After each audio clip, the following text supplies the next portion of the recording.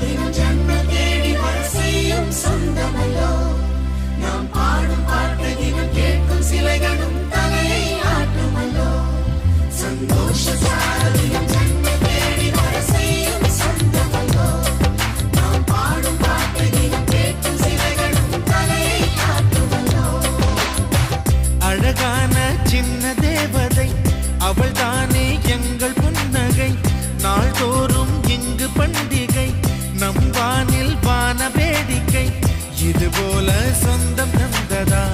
இறைவாவா நன்றி சொல்கிறோம்